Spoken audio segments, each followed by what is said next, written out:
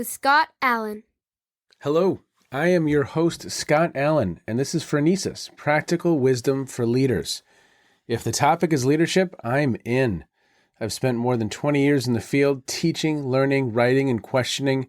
When I'm not working on Phronesis, I travel, delivering keynotes, working with individuals and teams, and helping people from organizations across industries become better leaders. Want to learn more? Visit me at scottjallen.net. Phronesis offers a smart, fast-paced discussion about all things leadership. We explore relevant topics and incorporate practical tips to help you make a difference in how you lead and live. Listen Notes lists Phronesis in the top 3% of podcasts worldwide. Phronesis is the official podcast of the International Leadership Association. ILA brings together those who teach, study, and develop leadership, advancing leadership knowledge and practice for a better world. Learn more at ila-net.org. Finally, if you enjoy Phronesis, please subscribe to stay current on our weekly episodes.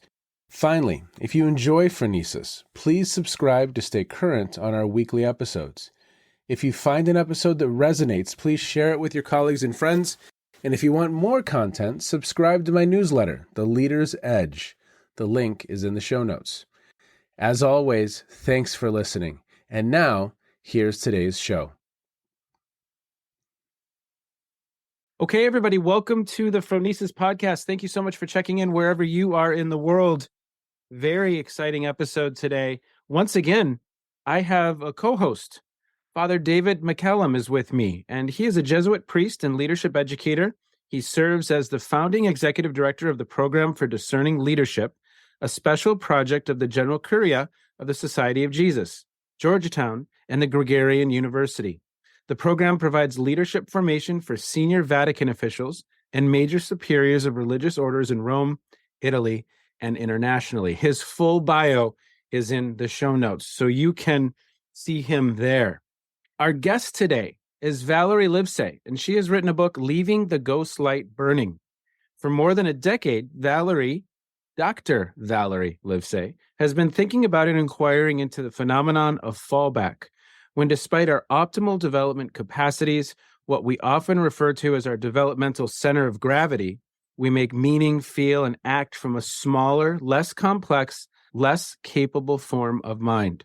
Following a career in the nonprofit field and higher education in both administration and faculty roles, Valerie's present endeavors seek to extend the concepts and experiences that she studies, teaches, and writes about outside of the halls of academia. Before we begin, I'm going to bring the two of you into a scene. Scott Allen is on his way to DFW in Dallas. Probably, half hour outside of DFW, they say, you know what? We are not going to Dallas. We are going to Amarillo. We need to refuel, and there's some storms in Dallas. So put everything away, and if you would, hang tight. So I have a book with me, and it's your book, Valerie. And of course, I can't have any other technology on. So I have your book, and I'm in the middle of the book, and we land in Amarillo. And I'm sitting in Amarillo on the plane, and I have tears in my eyes. And wow. I mean, I don't know if it's that I read this at the perfect time. I think I had not been my best self before I left for DFW. What I was reading was really resonating for me. And so it was kind of this comedic moment where I'm in Amarillo reading this book on a plane and I have tears in my eyes. But that's what your work has done for me. I mean, it's been a really, really powerful experience to read your work, to be exposed to your work. So A, I need to thank David for that. And B, I need to thank you for your work here. I found it incredibly powerful. And I can't tell you very many books that have left me with tears in my eyes or had that kind of impact on me. So we kind of start this episode with the punchline for listeners. And maybe we rewind back now. And what is it that maybe brought Scott to that point? Because it was a powerful moment. It really was. And David, maybe we start with you. and some of your exploration and how you cross paths with Valerie and her work. Sure. But at some point, maybe later in the show, we have to come back to whether they were tears of joy, tears of revelation, tears of sadness, and maybe it was all three or more. I think the answer is E. Is that all of the above? Yes. Well, but the way that you're pointing to the deep impact that a book at the right time in our lives can have for us, and the way it can open up all these windows for us of understanding and of depth and of insight. Yeah, I'm so grateful to Val for the way that she took work that I had done in my own dissertation when I was collecting data at the University of San Diego in a conference setting where, for many of our listeners, they may be aware of the group relations conferences, which are, in a sense, labs for leadership learning and live action labs. In the course of my my dissertation work, I wasn't necessarily looking for this data, but what I discovered was that no matter where people have been, in a sense, assessed at a certain stage of their development, they all experience some form of regression, what we call fallback. I'll let Valerie do the defining of the way she thinks about fallback because it's more developed than my own. But along the way, that research captured her attention, and she reached out to me, as I remember, to see if this is something that she should take further in her own work. And Val, I would just say that my experience of that early connection years ago and your passion and excitement around delving into a topic that's so critical to all of us who want to continue to learn and grow and make the most of our experience, that you've really given us a real gift in this work. So wherever you want to pick up the story from here, I'm going to toss the ball to you. And then I have some questions to follow up. Yes, it's been over a decade. Gosh, about 13 years since we first met. And it was actually Bill Torbert who pointed me in your direction. He was out at the University of San Diego teaching an action research methods course. And I decided I was going to study this phenomenon of fallback because I had been exposed to the constructive developmental theories, the stage developmental theory, and it made so much sense to me in my own thinking back over the course of my life. And I loved that it created a path for where we might go, we might have the capacity to grow into. But I couldn't find in the theory my own experience of the many times in the course of a day when I would not show up with the capacities that I supposedly already had in hand. Bill said, there's another person who's actually found evidence of this, and his name is David McCallum, and you should talk to him. And so I reached out to David, and I just remember you being so incredibly generous, which was the starting point for this long, long relationship where you generously allowed me to move your work forward, to take what you have found from this lived experience of these folks in this group relation setting, and to think about how might this fit within the theory of adult development. And so that's what I was really excited about is figuring out, am I an anomaly? Am I an N of one? Am I the only one who's falling back from my center of gravity capacities? Or is this something that really needs to be reflected in the theory? So my own original research on that was trying to situate this phenomenon of fallback. So I'll offer the definition that when we unconsciously, for a period of time, whether that be a minute or an hour or 5 days or 10 months or longer, lose our capacities to show up, to act, to feel, to make meaning, make sense of ourselves in the world in the way that we could before. We had rooms that we could access in our developmental house, and all of a sudden they're locked off. So that's what really energized me, I guess, about pursuing the theoretical framing of fallback, trying to situate it within the broader theory of adult development. And I wanted to tidy up these frayed little edges and make this theory more perfect, more real. And then I, of course, as we often do in research, ended up with far more questions than I had answers and kind of unraveled the theory even further. And there was a tremendous gift in that too.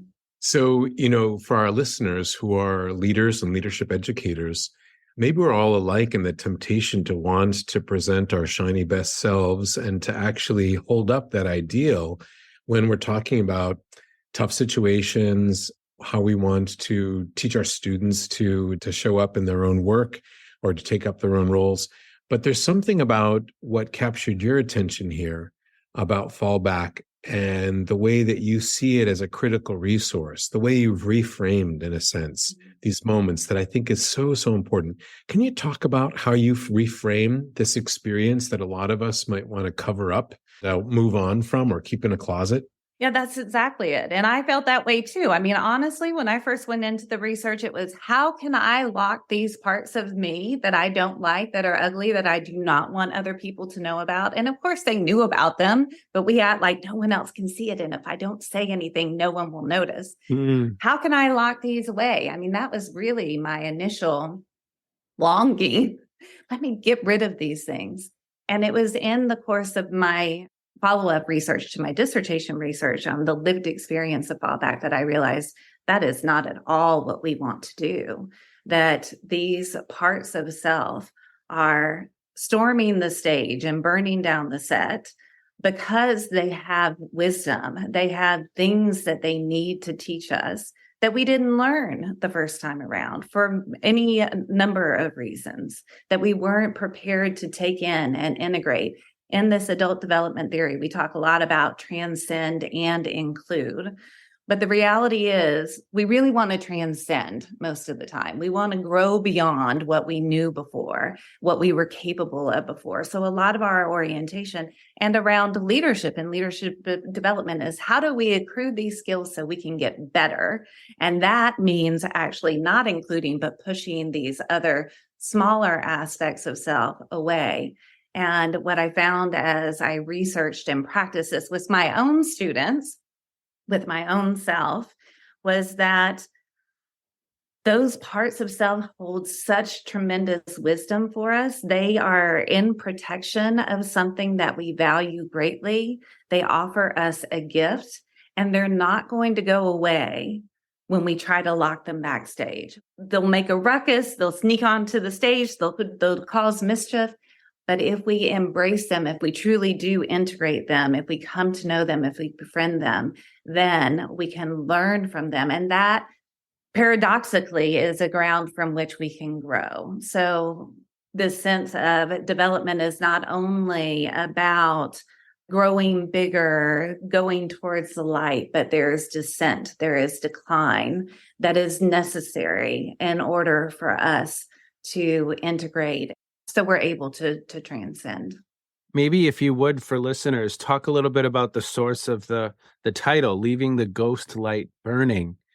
And then maybe from there, you've referred to some of this thinking in your answer just now, but you talk about kind of our cast of characters at times. Would you expand a little bit on that? So I was in the midst of writing the book without a title, without having a title. And it was during the pandemic, and I received an email from a local theater, the Old Globe Theater here in San Diego. And the subject line read, "We're leaving the ghost light burning for you." And I thought, what is this ghost light that they're leaving burning for me? And so I started to do my research on the interwebs. It turns out that a ghost light is a light left burning on theater stages around the world whenever the theater is dark. And the origins of it are two-part. One is lore. So theater superstition, that if the theater is dark, the spirits of the theater assume that it's been abandoned and they rush onto the stage and they cause mischief. And then the other part is actually a safety feature. If people were to actually wander onto a stage when the theater is dark, they could easily stumble off into the orchestra pit and cause damage to themselves, harm to themselves. And as I was discovering this ghost light idea, I thought, oh my gosh, this is exactly what happens in Fallback when when we leave the light off on those smaller parts of self, when we don't invite them into the light onto the stage and ask for them to teach us, then they cause mischief. They do damage. We actually do harm to ourselves, and we often do harm to others in the process. And so it just felt so resonant. I had already been studying and exploring Fallback through the metaphor of theater, and using it in my accompaniment of others.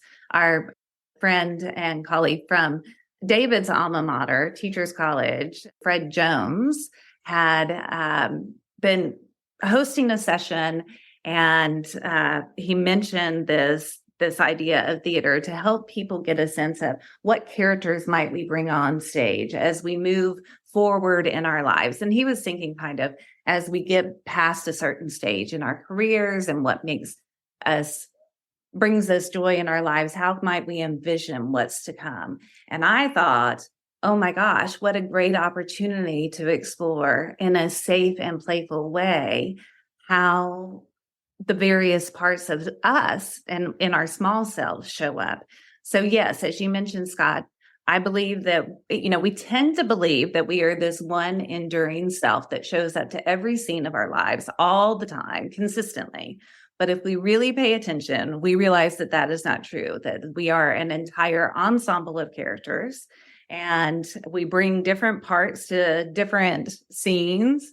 And some of them are helpful, and some of them we think they are less so. And when we can start to see and really accept that I am not this me that I want to put forth in my life in all areas all the time, then we can start to notice who else is on the scenes, and we can start to really dig deeper into what are they about? What is their origin story? The language of theater really opens up possibilities for the way that we might think of ourselves and come to know ourselves in a way that is safe and playful and a little bit lighter. It is us. I have this character, and I also have these beautiful, grace-filled, flow, unifying, muse-like characters too. This is all me. It is all me. And so the theater metaphor was a wonderful way of thinking about the cast of characters that represent the fluidity of our development too, that we have all of this messy complexity in the way that we show up to the world. So how do we get to know these parts of self? So Valerie, I love the way that you've helped us to reframe with a sort of playful metaphor, the drama, sometimes the tragedy, the comedy of our own kind of interior operations, and the way in which instances can trigger us into reactive patterns. And also the fact that over time we could recognize some of those characters because of those patterns, because they become familiar to us. Mm-hmm. What do we do when we start to notice some of those patterns over time? I'll just give an example. That part of myself, when I'm triggered and overwhelmed by a situation that's emotional and complicated, I'll often create distance from it. And I'll create distance that feels to other people like I'm arrogant and aloof and superior, and I'll resort to kind of an expert way of knowing to become safe, in that situation so that I'm not so emotionally overwhelmed. What then? What then do I do? Like, how do I use this fallback kind of methodology, in a sense, that you're introducing to help, in a sense, when I've at least discovered that I'm in fallback? That's such a great question, David. And I just want to back up to, I think, an assumption that you made, because you've been in this space of self-reflection and exploring fallback yourself, and you do have such great awareness. But really, the step that you pointed to, which is noticing, is a huge first step. And I actually think it's the linchpin in all of this, and being able to come into relationship with our fallback, because often we don't notice and that we've fallen back, or we don't notice until after the fact. Often it could be a while down the road. It might even be that someone else points it out to us, which is always fun. But the noticing, as we come into relationship with our fallback, as we begin to unearth these characters and come to know them and befriend them, we do notice when they're showing up on the stage of our lives more often. And we can start to arrest that, at least notice, even sometimes I'll notice and I'll push that away. I can't change directions in the moment of my fallback. And the train has left the station and it's still going. But sometimes I can actually pause and take a breath. And a lot of the noticing too can be in not just our minds, the way that we tend to think of noticing, but in our bodies. My fallback often shows up as me yelling at my kids. And I choke. I actually choke sometimes. And boy, is that a clue to stop, to stop the yelling, right? To pause and notice and think about what may come next. My skin is hot. My muscles are tense. My jaw gets tight. I mean, there are so many ways that we can tap into the fullness of our experience to really notice when we are on fallback. But often it does happen after the fact. And then, as you noted, we want to say, oh, that wasn't me. That was my first reaction. I know is I call it the blame shame game. So first I blame other people. That was their fault. They did that. It was the circumstance. And then as I continue to reflect on it and sit with it, I realize it wasn't all them. It was me. And now I'm completely ashamed of the way that I showed up because I should know better. I should have more capacities. And then I fall into that spiral, but we have to stay present to the experience of it, to reflect on it. And part of the theater metaphor allows us the language that we're all very familiar with to kind of go into that space, thinking about, okay, well, what other scenes of my life has this part of me shown up in? And what was actually the origin story? The first time I remember this character showing up on the stage, and what felt at risk in that moment that this part of me came on and acted in this way. And is that still what feels at risk to me when this character shows up on the scenes? And once we can start to not see it as something to push away, to reject, to lock backstage, we can start to inquire into it. What is it that character, what value is that protecting? How is it a gift to me to know this? And so then when we're actually in the midst of falling back and notice it, we have that piece of information coming into our mind because we've already spent this time doing this reflection on it. We get the sense of it isn't just that I'm angry, or in your case, I'm feeling unsafe. Well, no, you don't go straight to feeling unsafe. You go straight to, I know this. And let me share with you all I know, and let me hold myself up here. And that's what it feels like on the surface. And maybe that's how it comes across. But when that comes out for you now, you know that you're feeling unsafe and insecure.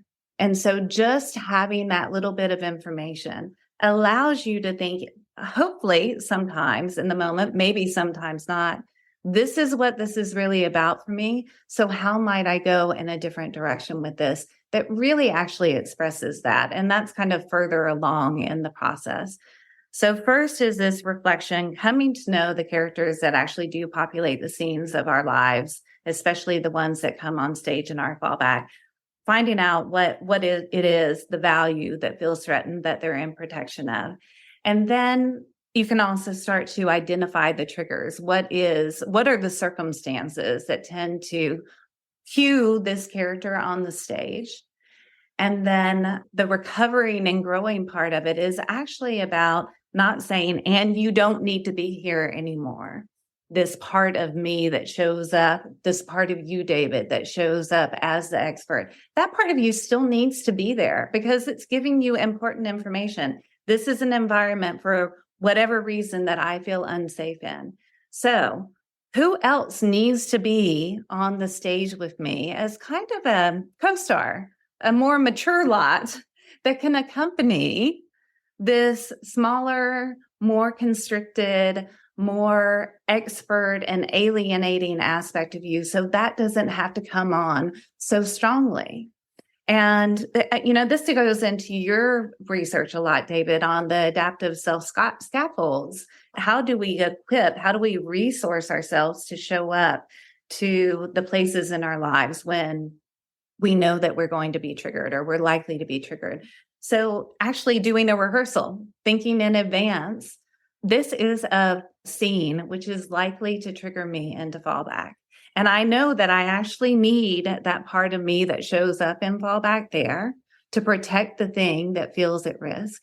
And I need these other characters here for this purpose. So I'm going to cast the muse for this purpose. I'm going to cast Pete the cat for this purpose. They're going to serve in this role. I know that I need to have walking shoes with me on this trip because I'm going to need, when I'm in interaction with my family, to be able to escape and to walk and to think and to process differently. I know that I'm going to need to breathe. Just actually articulating what are the props, what are the scaffolds, who are the other characters that need to be there so that I might show up differently. So when you actually think through this in the moments, then when you notice that your expert is coming on the stage, then you have these other options available to you that when we were just in the throes of fallback and trying to lock the theater door, those options weren't there because we were just denying it and shutting it out altogether. And you do a nice job. You mentioned one of the triggers. I think in the book you have 4. Would you mention maybe a couple others? Family can be at times something that triggers. Are there other situations that would trigger us or other elements? Sure. And family is in itself one of the triggers. I think it could fall into the context of several of the overarching triggers because one is unresolved trauma.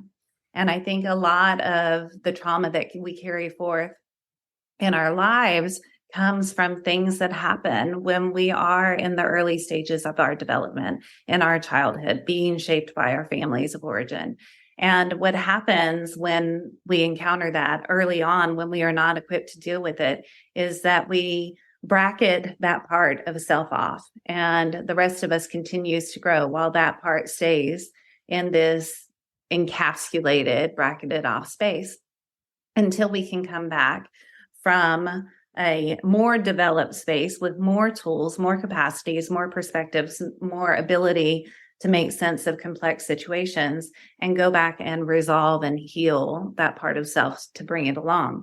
I say that as if it's easy, and it is so not easy. I think that the unresolved trauma trigger for fallback is one of the stickiest wickets, and I'm not sure that we ever fully move beyond some of those. And I think this might be a really good place to mention that this book and my practice and my accompaniment in your life, you're never going to be rid of your fallback. This isn't the 5-step plan to stop showing up in your smaller self. You will continue to do it. We all will. And that's such an important, valuable source of information for us that we don't think is an important source of information. So we won't be rid of our fallback, and it is a gift to be embraced. And another family-oriented, I think, trigger for fallback overarching is challenges to identity. Often in organizational settings, and maybe if David were to reflect on this, he might to say that the example that he provided around safety and showing up as an expert, I know I tend to show up in that expert way when I feel like the sense that I have of myself, the way that I am seen and the way that I am accustomed to being seen is challenged. And I lose my spaciousness. I lose my capacity to think bigger and to take in bigger perspectives. And I go into, this is what I know. This is why I'm worth being here. This is why I was invited here. But I think a lot of that comes also in family settings, because especially for the family that knew us when we were earlier in our identity formation, they are invested in some ways, us staying the same and continuing to see us in that way. And so often when we go home, we're 16. We may have a career and degrees and, guide other humans in their own development. We may have our own children, but we go back into our families of origin and we are that 16-year-old child again. So that's another one. Another one is just ordinary triggers, which is I've been waylaid in Amarillo, Texas. And I really am hungry and they're not serving any food on this plane and I'm exhausted and I need to get to my hotel room and I'm stressed because when I get to my hotel room, I still have to prep for this presentation that I'm actually doing in Dallas. And so all of those things conspire to make us smaller and to strip away our capacities that we would normally have at the ready. The fourth is contextual gravitational pulls. So we talk in adult development about having a center of gravity of development, that this is what we can access at all times, or kind of our best and highest. But when we walk into certain contexts, those contexts themselves, whether they're relationships or teams or organizations, they have their own center of gravity developmentally as well. And that might be earlier than what we have. So our family of origin may very well have a center of gravity that is earlier than what we are capable of, but we get pulled back into that gravitational space with them. It often happens in organizations that we can be bigger in some spaces, and then we walk into our own organizations or into another organization that has a way of holding the norms, the structures of the entity that pulls us back. Either we all go along to get along, or we all are out there professing our intelligence and our knowledge and our wisdom and pointing to the rules that guide us. But in some way, we are pulled back to a smaller space, and those are incredibly powerful. So those are the four overarching triggers of fallback. Thank you.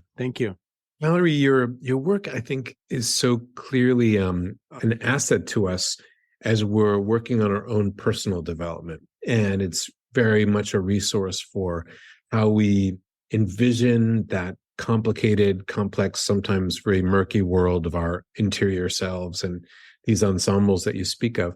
I can also imagine how the intrapersonal work is a great asset for our relationships, because the dissociated parts of ourselves, which you point to, often get projected out on other people, and we're in a kind of shadow boxing dynamic with them. But there's something about them that reminds us about that part of ourselves that we don't want to be acknowledging, and that's what's triggering us in a kind of externalized way. So doing that kind of cleaning up, growing up, maturing work within ourselves can help kind of resolve in some ways the dynamics that get so messy in between us. Does this resonate with you? Does this bear out in your experience of coaching people? Yeah, absolutely. On two levels, I think in the personal relational space and also in our professional relational space as well. So during COVID, when we were all locked down, I have two children who were at the time kindergartner and a fourth grader. And I all of a sudden became a homeschool teacher to these children. And my kids thought that was great because you're a teacher, mommy. And I'm like, I'm a teacher to adults. This is not my wheelhouse. This is not what I signed up for. Exactly. But I could see that there would be a fair amount of fallback happening in our household during the pandemic. And so I sat down with my husband and I said, would you be willing to undertake this exploration with me? Could we focus on a particular scene in which we see our smaller self showing up and start to unearth who those characters are and what is their origin, and just name them for ourselves and make it safe for the other to name them showing up. So for instance, I have a Chicken Little character. The sky is falling in and no one is helping me and I'm responsible for the weight of the world. And I have a very clear acting out around that. I know our listeners can't see me like with my head kind of in my hands, like waving in the air, but it's very easy to spot Chicken Little on the stage.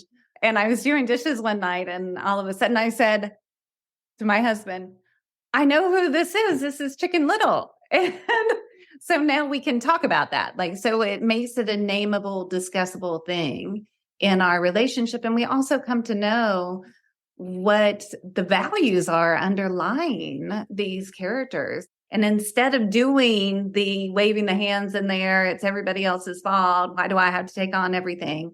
I can say my sense of fairness, it feels threatened in these moments when I feel like I'm responsible for everything in the family. And just being able to address that in a different way from this is what I value that feels threatened is so incredibly helpful. And not as escalating into the fights and the back and forth and you did this and all of that. But in the professional world, for coaching specifically, David, you asked about this. I think my friend and colleague, Elise Anagnostakis, said something. She calls this, she said, we get the clients we deserve. You know, we may have heard, Scott, I know you have children. You get the children you deserve. You get the students you deserve. You get the clients you deserve. And those are the individuals who have something to teach you about yourself. So when you are feeling triggered by others in your professional workspace or in a coaching situations, for instance, with a coachee, you feel yourself being triggered. You then go into your shut down, not accepting, not opening up space, holding space self, because you yourself are triggered by something that they've recollected for you.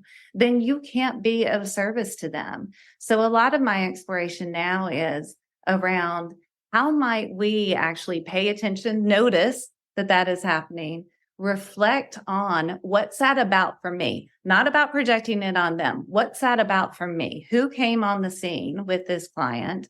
And where else have I seen that character? And what's at risk in that moment? What do I value? And then what is my intention for the way I want to show up with this client in the future? And let that be the guide for who's cast in the scenes in the future. That can be so incredibly powerful, even if you only do that like within yourself, but you're also probably offered a lot of insight into what may be going on for another person and a lot of compassion to allow you to support them better. But on teams, if we're in this space and we're leading teams or we're moving in teams, a lot of this exploration can be done around what roles do we take up when we come to this team? So I am always the organizer, the doer, the detail-oriented one. And as a result, I don't get to be big picture. I don't get to think and to imagine and to trust that someone else will take this up. And this comes from me and these origins, like I do this exploration myself and I name this character myself and I call out who I see myself being on this team. And everybody else knows because we know who our team, what characters our team members are bringing. But all of a sudden we can have a deeper understanding of what this is about for them. And also maybe let them assume that role sometimes, not always be the one to claim that. Can we play around with not getting typecast in a particular role? And can we make the naming safe? So can I call myself this? Can David, you name this part of yourself so that when your team members see it in the future, they can say, this was Dr. David McCallum on the scene in this team meeting, or whatever name you want to give to your expert self, and make it make it a safe discussable. So I think there's a lot of power in this. And I also want to acknowledge that there's a lot of risk, especially when our livelihood is tied to how we show, and from a leadership perspective, to how we show up and that identity and the I can and to putting the best self forward.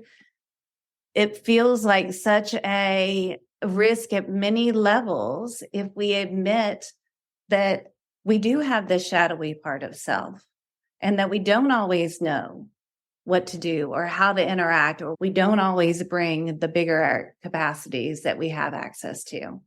And so I'm in a space of real wondering about how do we create the spaces for people to do that exploration that feels safe or doesn't, but makes that okay too.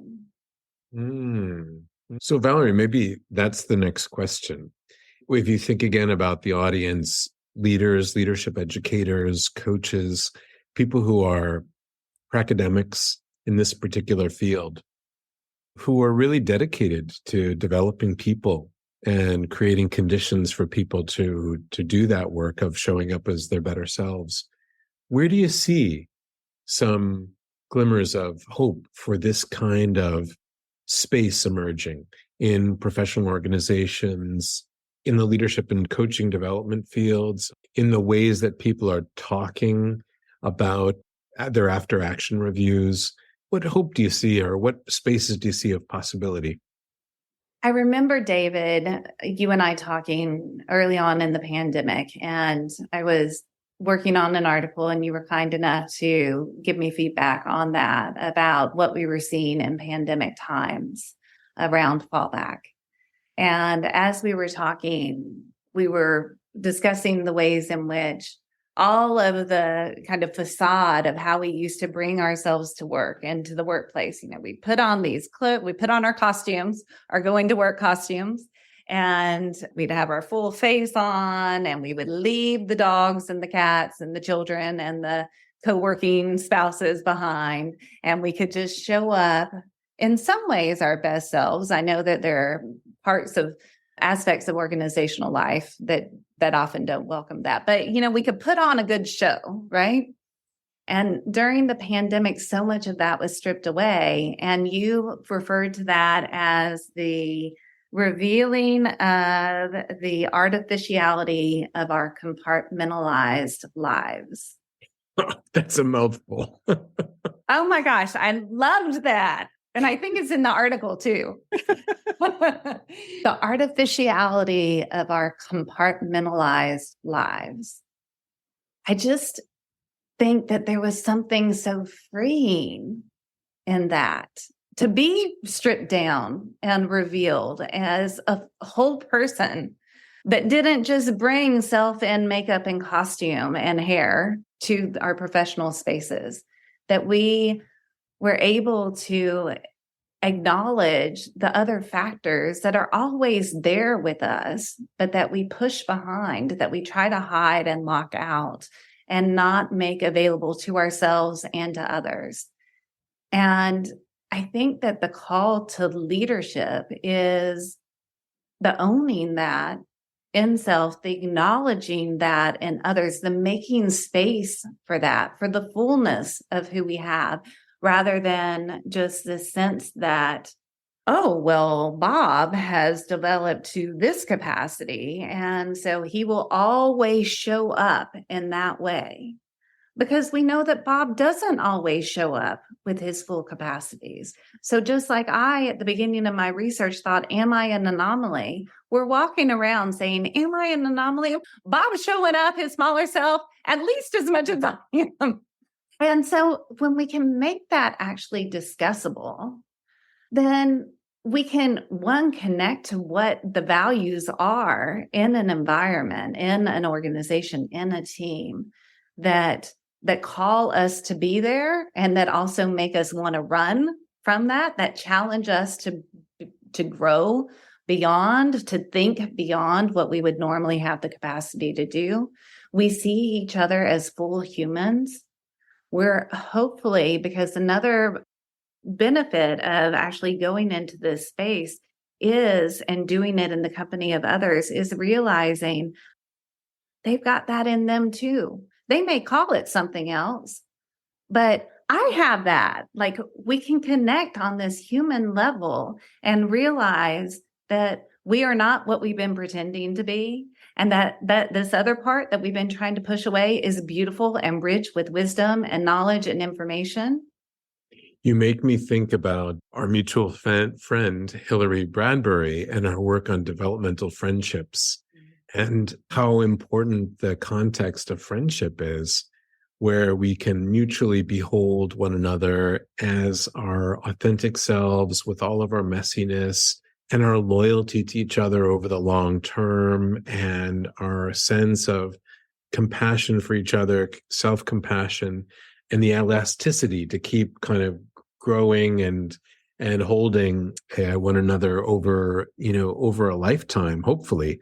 What a gift that is, because when we allow ourselves to blur that artificial compartmentalization and see friendships across the boundary, personal and professional, as these spaces where we allow ourselves the freedom to be ourselves and to grow and to be seen, to be witnessed with our imperfections and flaws, to see all of it reframed as you're helping us to see as a kind of space for really flourishing. But it's all at the expense if we try to be perfect, right? If we're allowing for the prime material of all of our fallback to sort of serve as the soil, then we've got much richer ground to grow from. I wonder if friendships are part of that. Well, for me, I mean, I think that's wonderful, David. And at least a couple things come up to mind for me. Are each of us in this continual space of exploration? And do we have an opportunity, whether it's through those friendships or through our faith or through, I see a psychologist every 2 weeks to help me think through just life, right? 3 children, 13, 15 years old, job, consulting, it's complex. It just is. And at times I don't show up as my better self, for sure. So do we have a system in place and a support system to help us make sense? And then I think at times when it comes to the topic of leadership, maybe we do a disservice as educators when we aren't modeling that vulnerability, when we aren't modeling that confusion, that curiosity, that humility, that we don't have it all figured out. We are works in progress as well. And I think modeling that, whether it's as an educator or whether that's as a leader, not always necessarily, but are we creating that space for others to bring their full humanity, some of their other characters? Because it's almost like, Valerie, the image I have in my head, and let me know if I've just totally, I'm off base here, but at times that one character, the perfect character, the one person show, takes up all the bandwidth. And there's all these other characters that want some space as well. Absolutely. They show up at the wrong time, in the wrong scene, right? I don't know. I love the conversation. I'm so thankful. Well, I'm thankful for the invitation. I do agree with you, Scott. I think that we, as leaders, as educators, have to go first. We can't expect anyone else to do this if we're not willing to do it ourselves. And it is risky. And the call to leadership is risky. If we don't want to just be managing, then leadership really is risky. And so just like, it's not a great sales pitch to say, I'm not going to teach you how to get rid of your fallback. To say to leaders, it's not a great sales pitch to say, and you may be assassinated. Figuratively assassinated, but it carries great risk to lead with purpose for something greater than what exists now. Yep. That's true. And this is an aspect of that. It involves loss on many levels, I think. And I just feel like we need to be honest about it. And to be honest with ourselves of, are we willing to go into this space? Yeah. You make me think too, Val. I mean, that your last thoughts there are really, really profound and worth replaying. And one of the deaths is also to that idealized self that we carry around that really can sometimes be so abusive to us and keep us in a box and keep us, in a sense, constrained in ways that are really disservice not only to ourselves, but to others. That the vulnerability and the authenticity that you're inviting in your work is really liberating. So yeah, sincere thanks. As we're drawing things to a close, do you want to share anything that you're feeling inspired or fed by these days? Well, I don't want to draw to a close without looping back to Scott and hearing more about the Amarillo detour. So I don't know if that should come first, but I will say that when you told that story, it did make me think about the best plane rides that I've ever had, alone or with others, have been when I've been reading this book that I continue to read because it just makes me smile, called Let's Pretend That Never Happened by Jenny Lawson. And it is not an academic book in any way, but it is hilarious. And it is about this woman who grew up in Texas, in a place called Wall, Texas, as we're talking about Texas. And it is a laugh out loud, that woman must have something wrong with her kind of book. I read it often on planes, and I've also shared it with other people on planes as I told the stories, and they giggled about it, and then they've taken it on planes and giggled themselves. So that's one thing. Another thing that I'm really present to now that I'm out of the tunnel of writing my own book is really thinking about how other people are thinking about these things. And our mutual friend, Chuck Pallas, said, have you read Falling Upwards by Richard Rohr, who is a friend of yours, David? And I said, I have not. And so I've started to read that. And it's Father Richard Rohr, and he has kind of split this idea of development into two halves of life, the first half of life and the second life. So it's much more simplified than some of the developmental theories that we follow. But what I'm really appreciating about it is, so he talks about the first half of life is building the container for what you will essentially do in the second half of your life, which is your purpose and coming to your calling, your vocation. And I myself am not a particularly religious person, but I am really appreciating Richard Rohr's framing of our calling in life around the religious teachings, and also where the religious teachings have been misrepresented and how they constrain us into only living into the first part of our lives. So I think just hearing about the things that I think about from different angles is really enriching, and I've very much enjoyed that. And then the other thing, to the same purpose, a book that I have been in a years-long process of reading and rereading is The 5 Invitations. And that is discovering what death can teach us about living fully. And that is by Frank Ostaseski.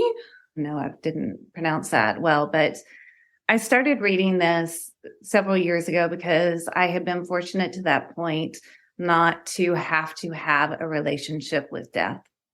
I had not lost people close to me. And so I knew that I didn't know how to have a relationship with death. And I knew that that was coming because my sister wasn't long for the world, and she actually passed away a year ago. And it just really inspired me around thinking about who we are in this world and for what purpose, and the parts of self that we may need to let go of in order to let the fuller, more beautiful, more for this world parts of self to come about. So I've actually been reading a lot of articles, a lot of New York Times articles on grief lately that have been very helpful. David, do you have something you want to share with listeners? And then I'll close us out. And I'll provide the answer also. Yes.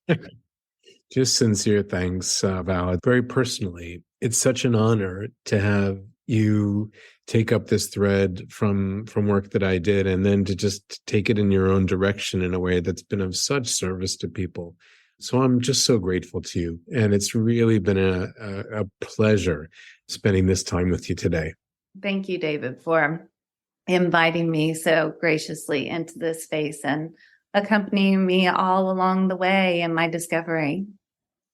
I'm grateful for you. Well, to the two of you, I'm on the plane and Val, you introduced me to a character. I don't know that I can say more than that because it's there, right? It's raw, but and in the course of this conversation, I wrote down 2 new characters. So I appreciate that. Oof.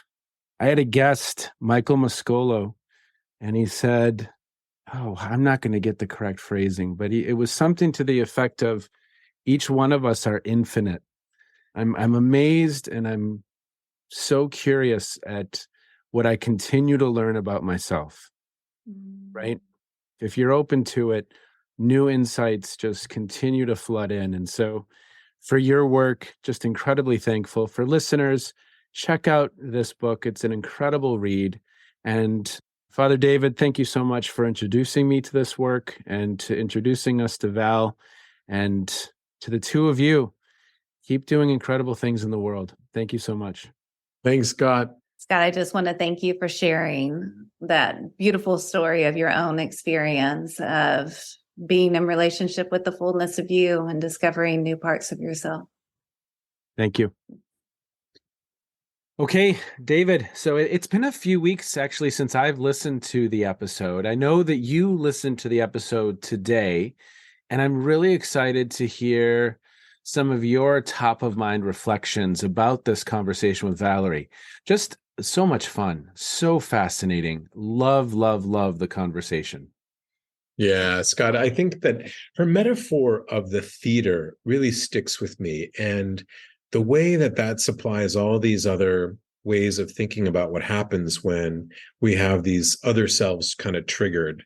And this notion of the ensemble, like that each of us has a whole inner ensemble of characters who have their own narratives, their own origin stories, and they have a certain need to get up on stage at a certain point.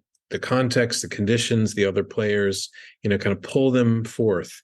And if we understand those origin stories, we understand those narratives, we understand what needs they have to get met at that moment when they're on stage, this is going to help us to really work a lot more consciously and intentionally with them.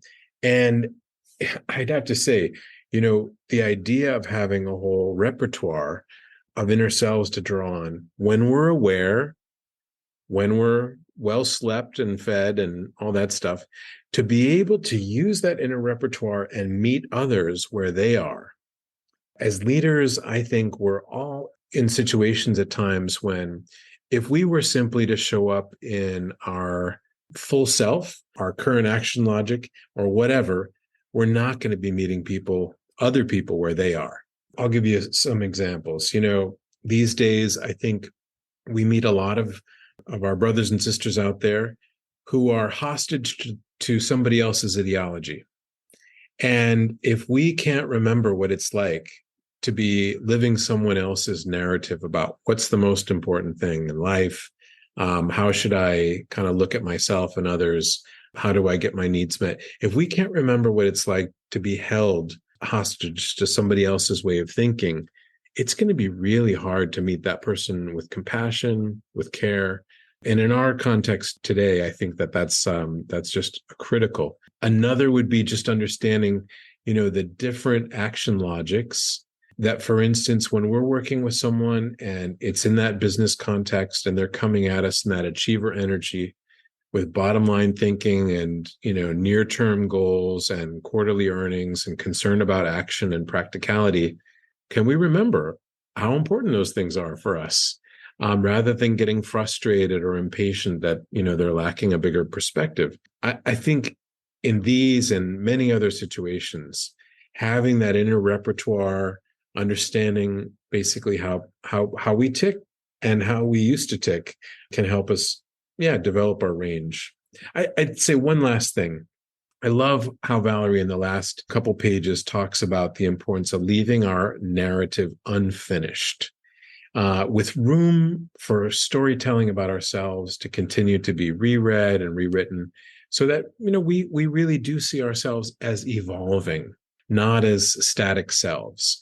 And that when we catch ourselves in a narrative that seems fixed or tied up with a bow, that it's actually a kind of a moment to take a step back and say, oh, you know what? That might have been me yesterday. That might have been me 10 years ago. But is that really who I am today? And what possibilities are left to be manifested and fulfilled? So those would be some of my takeaways. She did such a great job and was really so engaging. Well, and I love your reflections, and it, there's a statement in her book where she says, well, we often view our experiences of fallback as something we wish to reject, to flee from. There's a gift to be found in them, right? There's a gift to be found in getting to know some of these characters, some of this ensemble. And so I just so appreciate you introducing us, A, B, being willing to share in that conversation. And then it's just so much fun to hear your reflections because, we are all becoming, right? We are all becoming. Amen to that.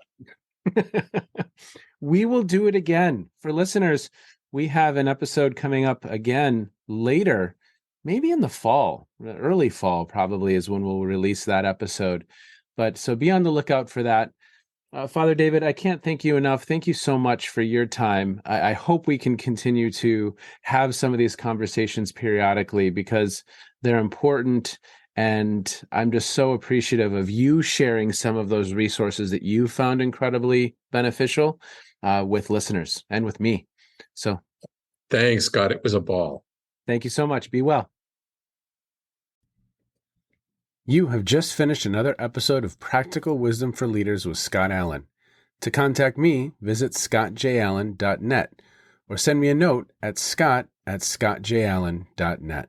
I'm also on LinkedIn, so let's connect. If you have feedback, I'd love to hear it. And as always, thank you so much for listening. And now here's my daughter, Emily, with the outro.